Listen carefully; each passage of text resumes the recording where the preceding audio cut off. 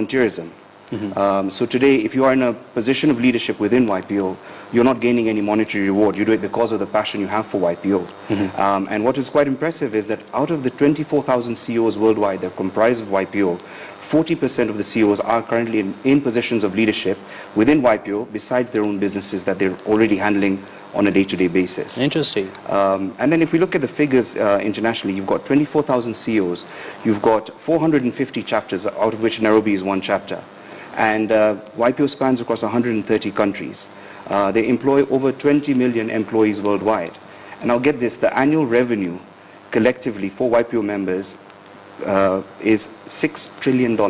Wow. That's quite a mind-boggling figure, but that's Kenya's budget for 3 years. Yes, but if you put it into perspective, as you said, you can equate that to YPO hypothetically being the third largest economy in the world today, after the United States and China. YPO members, they rely heavily on its, they're very committed to the YPO brand image, its uniqueness as an organization, and its position as the world's leading chief executive organization. YPO provides a platform for members to gain access to local, regional, and international opportunities. It's something that has grown very fast. On average, internationally, YPO has grown 6% a year. And last week, we had our international chairman visit, and we call him our leader of leaders, because he's leading the 24,000 CEOs today. And the reason why he came to the Nairobi chapter is because he has seen the potential that the region has, firstly, within the continent. Today, the Nairobi chapter is the largest and the healthiest and the fastest growing chapter in the entire Africa region. And for that reason, that is why our international chairman, Santiago Sanchez, came to Nairobi. And met President Kenyatta. Yes. So we had actually, Nairobi chapter organized a one-on-one interaction with His Excellency the President and His Excellency the Deputy President at the State House. And it was really great because we were able to give the profile of YPO International as well as YPO Nairobi. Within Nairobi, we are 101 members. We are employing close to 300,000 employees. And our revenues are annually about $6.5 billion. Now, that's just Nairobi alone. And the reason we wanted to have a dialogue one-on-one with His Excellency the President was for us to be able to be given a platform as a chapter for YPO, because in other regions within the continent and internationally, YPO members are given dialogue. They are able to influence policy making, decision making, either within their governments or with their heads of state. And it was received very positively by the President and the Deputy President. All right. It just goes a mile extra for YPO because it gave YPO the profile that it deserves.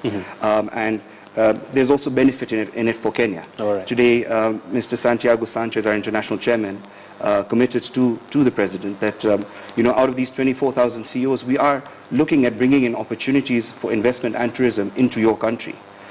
So I think it was a win-win situation, it was a great week that we had with the international chairman there. So really, what are some of the key achievements of YPO Nairobi chapter? Yeah, so YPO Nairobi, the members, when you become a member of YPO, you're looking not only at thriving or excelling economically or in your business. It's an all-rounded approach. You are trying to improve all facets of your life, your business, your family, your personal life, as well as your community. So you're looking at also making the world a better place. YPO members today, besides contributing to the economy of the country, are also doing a lot that fits in with the Jubilee administration's goals for their time. Youth unemployment is something that is being taken very seriously by YPO Nairobi members. And they are looking at tackling that as well as eradicating poverty. We have members of YPO internationally who are engaged in social engagement and social ventures within Kenya, who are looking at eradicating water poverty, who are looking at making lives easier for the less fortunate in our society. So it's not only about getting into business, making money, it's also about giving back. Yeah. And I think that's where YPO members are able to have a good balance. Okay. Yeah. Well, enough about YPO. A lot of our viewers are really keen on just understanding the Zuri group of companies in terms of how it started. You being one of the MDs.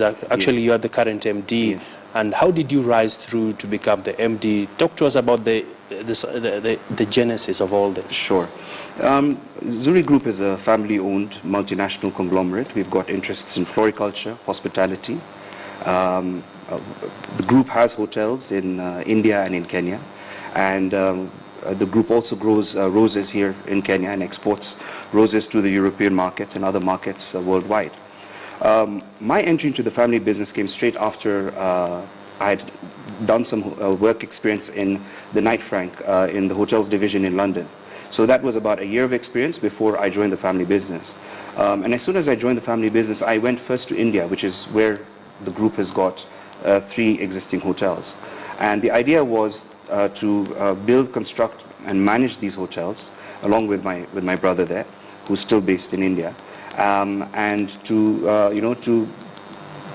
at least increase the footprint of the group on a global level. Okay. And then after 8 years of having saturated myself in hotel operations, I wanted to come back and contribute to another part of the family business. Yeah. And that's when I got involved with the flower farms. And yeah, it's been a smooth transition. It's been 3 years since I've come back to Kenya. All right. And yeah, so far it's good. Perhaps how was it you joining the family business? Was it automatic that when you were still in school you knew I would cross over to this? Or was it your dad approached you, or your mom, or your uncle? Well, for those of you that know my dad, he's a very tough character. He's not just going to give it to you on a plate. You've got to prove yourself. And I think the main thing is that when we talk about family businesses, and I can tell you this generally, since the question that you approached towards Twitter for, is family businesses the time has come for them to be run professionally. Yeah. Their boards need to be structured. The businesses need to be structured. Gone are the days of family businesses now being run purely by family members. If you have a family member who maybe it's not their passion to run the business, maybe they're not qualified for it. So why should they be able to do that when they can pursue something that is more exciting for them? They can remain as shareholders, but that doesn't mean they have to get involved in the running of the interest. or the running of the business. And I think the time has come for family businesses to now take that step. Structure your boards, structure your businesses, and if the right person for the job isn't a family member, hire the best people in the field. But of course, family businesses have some emotions to them. Yes. And you can't just rule out and say, so-and-so, you can't be in the company because you're not qualified. Perhaps even the father or the mom really believes in that sibling, that they would want them to be really involved in the running of the business. How do you tackle such a situation? Well, I've spoken to a lot of friends and associates who are part of family businesses, and they say the best way to tackle an emotional aspect in a family business is to drop a family constitution. When you're in a family business and you drop a family constitution, again, like YPO, the family constitution should cover not just your personal life. It should cover matters to do with business, how you should be handling your family, what as a family member of this particular group, what are you doing towards the betterment of society? How are you making the lives of the people in your country better? It's fine that you're able to make good money from the businesses that you're doing. You've thrived in that sense. But the family constitution should also dictate things to that level. And I think that removes the emotional aspects to a lot of family businesses.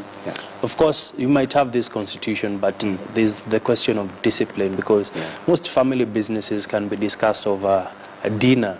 You're out there, your mom is there, your dad, the other siblings are there, and a decision is made at the dining table that perhaps is against the constitution. How do you avoid getting into that kind of dicey situation? So for that is the reason why we need to structure boards, where you have carefully minuted minutes for each of your meetings. And the constitution will also say that, decisions to do with the business cannot be taken anywhere else but in the boardroom. That tackles the whole issue of family businesses sometimes taking an informal route towards taking decisions. Interesting. Many thanks, Bobby Kamani, Thank you very speaking to us this Thanks a lot. afternoon.